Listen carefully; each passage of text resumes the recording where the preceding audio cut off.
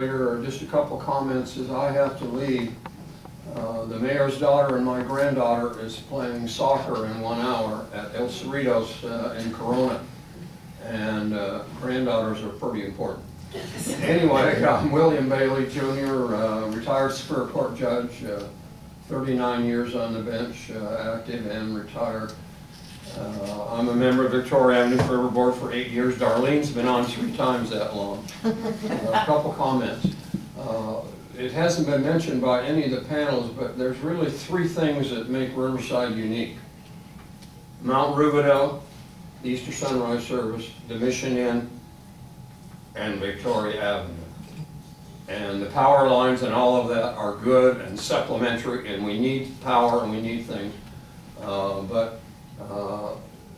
She's talked about it. The heritage that we have here, including Victoria Avenue, is incredible. And that's one of the reasons I joined Darlene on the board. And so 4 of you here today are going to be elected on November 4th. You'll be sworn in the first or second meeting in December, just like I swore the mayor in 2016. I will be hosting a luncheon at the Victoria Club, probably in this room, sometime in December for the 4 council members elected here today, 3 new ones, and either 1 returning or 1 additional new one, so that you can get acquainted with Darlene and Sally and about 2 or 3 other Victoria Avenue Forever board members, and we can share with you some of our vision of the future of, we think, the most important open space in California, and that's Victoria Avenue. So I will be sending that invitation through Colleen. The clerk of City Hall is a very good friend of mine, to the 4 elected council members. Thank you for being here. It's been very interesting, and I appreciate you all coming and answering all these questions. And thank you for letting me leave, but I will say, granddaughters are very important. I hope that at that meeting, you would also perhaps consider opening up for another discussion such as this, and broaden the opportunities for dialogue. Was there one more question? Yes. I just wanted to say that for the new council people, one of the most important things, because I'm involved in a lot of groups, is transparency. And I know this is kind of a bad joke, but I make a joke about it being like wax paper, because you can't see through it. Most of the time we find out things accidentally. Thank God Sharon's brought this up, otherwise we would have never known anything about it. And you know, we're the ones who vote for you guys, and we can take you out. And let me tell you, Measure L proved to me, beyond a shadow of a doubt, the power that the people do have. Because we beat a guy who had $1 million+ into that project, and I never thought I'd see the day. And I had it plastered all over my window, going to school, probably got in trouble for that, I didn't care. Because it's really important, and if we feel like we can't trust you guys, you know, then we just go ahead and, along with this whole adage about, well, they're politicians, they do whatever they want to do, they don't care about us. I'd like to see that change. And it's all with you guys. This is going to be a big, I'm not into politics at all. In fact, I hate politics. But I do feel that this is one of the most important elections we've had in years, because everything is going to be tipped. And what you guys decide is going to affect all of us. Like I told my friends, Sharon's going to have a thing over at October 3rd at Novi, where I used to work for 32 years, for Ward 7. And you know, I think everybody should go to that, whether you're in Ward 7 or not, because these people are going to be making decisions that affect all of us. Very good. Thank you. I think we have to cut it unless it's a burning question. No, I was just going to tell the council members that Kevin and I are on the board of Friends of Riverside Hills, and when we started, we had to sue our city 22 separate times for violating measures Prop R and C because of their development policies. This project is going over RNC land. They didn't give us the right to say no. They just took it.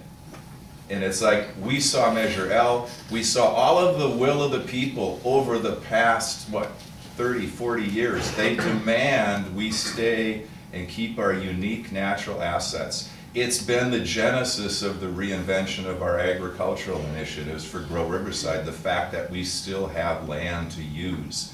It's an entirely new economic development strategy that's sustainable and produces jobs that don't rely on logistics and bad air quality. So you've got a real unique position here about keeping your finger on the pulse of what's going on, and what we would really encourage you to do is to use us as your resource. Feel free to reach out to us anytime you've got a question, because you're gonna have that, you're gonna step into office and you're gonna be hitting a fire hose of information. And the only information you're gonna get is from staff. That puts you at a disadvantage. You gotta absorb all this crap, and you're just like us, your neighbors who have finally decided you're gonna step up and take on this fire hose. God bless you for doing that, but don't think you gotta do it alone, because you will fail if you do it alone. Thank That's you all very I got. Just one thing. I have almost run out of time. I know. I have run out of time. Let me share with you that there are other resources out there we can avail ourselves of. Our local congressman is the co-founder of a caucus for emerging battery storage technology. He's a resource that we could reach out to and say, can you bring the experts that you come in contact on that, down to examine this project and say, is that a viable alternative? We also have a university in town. Yes, we do. So we have some options, and I also want to point out that all of the people that are involved with NBT wear many hats. We're not just representing one organization. So you have a wealth of information here, a resource to connect with, to get additional information and concerns. Every elected official besides City of Riverside current council and Senator Roth is against RTOB in the buffer. Okay, so we need to stop the discussion at this point. Thank our panel for bringing these issues to our concern about the financial, the environmental, the fire safety issues, the technological developments, and it's very much appreciated. Thank you.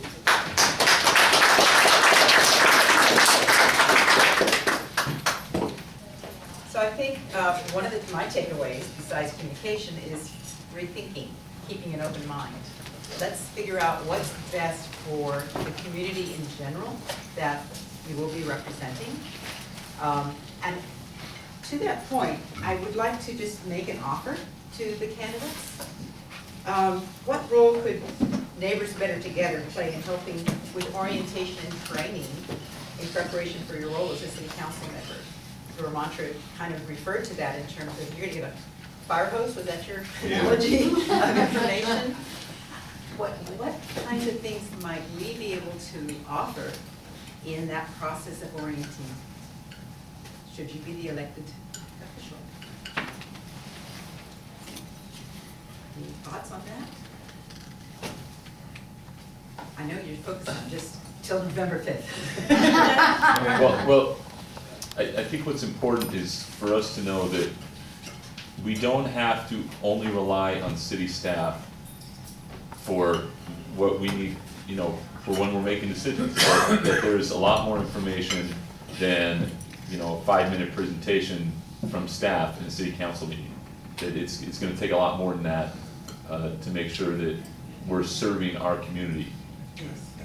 Yes, and I think to that also, everybody has a bias. Obviously, there were some biases that were presented today. So this is your role of sifting through all of this, reaching out though and getting people's perspectives. And NBT would like to be a resource for you, and we'd like to develop further a relationship. Again, we're only one group of many in Riverside, but we would like for you to consider us as a resource. Jane. I would just like to mention that my experience with an existing city councilman who is sitting here at the table has been a very positive one. When I've gone with concerns, they've been addressed. He's listened, and he's also assisted me in various environmental projects. The mechanics of the city are complicated and intricate, and it's a challenge to see that they go the right way. I really am so pleased with what people are listening to and thinking of at this meeting, but we need to know that in the past, there have been people on the city council that have listened, cooperated, and done the right thing. Of course, and that's the role of our representatives. One Yes. quick I thing, really need to one quick end. thing, that there is still public comment. Don't make us come there for your 4 years and yell at you. Do the right thing, okay? We're tired of this yelling business. So there's a and lot of being active. passion here. Yeah, And so- again, we so let's do represent the right many thing first. organizations. So I'm gonna give it to Sharon to wrap up. Okay. Everything's been said, I think that could be in this short time, because as you all know, that fire hose hasn't even opened yet. But I want to thank everyone, I mean, what a wonderful turnout we had. And I think how exceptional that every single candidate has accepted to come. I think that's fabulous. Many community groups that are here, letting you know that there's people out there who care, and they're willing to be a resource for when you do get elected, because you're going to need it. Who is it who said, it might have been you, William, that you only have staff currently helping you with this? And look at elected officials at a very high level. They have cabinets around them, they have advisors, and it's a little lopsided when you don't have the community as part of those advisors. So we invited you here today because there's some tremendous history in this room, wealth of information, groups that have been organized and around for a long time, that they're willing to help. So make certain you stay in touch with us if you feel that need. And thanks so much for coming, and stay, enjoy, visit, and please engage before you leave. Thank you so much.